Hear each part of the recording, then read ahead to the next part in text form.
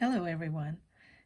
Several people have asked me how I make my little fabric tags that I use for, there can be used for gifting tags, or I tuck them in my junk journals too, and I give them away as gifts to friends and family. They're very, very simple and just using scraps that you might have. These are filled with little pockets of potpourri. That makes it nice, but you could put like little tiny seed pearls or other little things in there if you wanted to.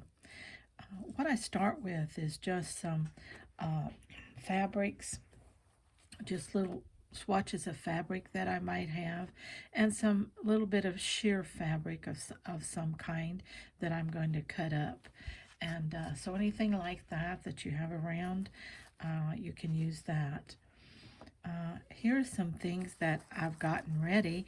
You can see they don't have any backing on them yet. They're just the background fabric, uh, a little swatch of some kind of sheer fabric.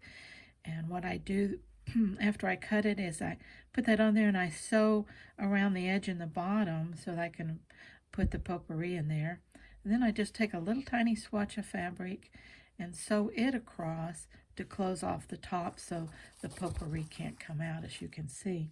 And you can use anything and everything to do that with, any combination, any size, any colors. Just when you have a scrap of something, don't throw it away. Make a little pocket out of it, and you'll have a lot of fun making these. You make a bunch up in advance, and then when you have a gifting occasion, you can put the backings on them if you want. Now what I do, as you can see, is I just put a piece of cardstock on the back.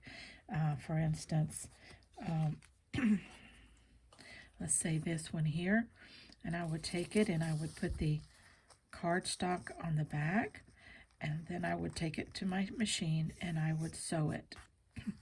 Now these could be glued, um, but I prefer to sew because that way I know they're not coming apart. Also, what I do at that point is, as you can see, I have the tie-on ribbon, and before I sew the top, I take about an 8-inch length of ribbon, fold it in half, tuck it in between the fabric and the card, and then I sew across that top part, which catches that in the back part so that it won't come out either.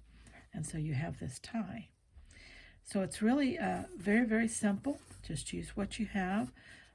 Fill it or not. You don't have to do the little pockets. You can make them plain or put some other kind of decoration on. I've made some that have like little clusters, paper clusters sewn on or glued onto them. Those were really cute too. So I hope this helps you out and you can make some of these for your own.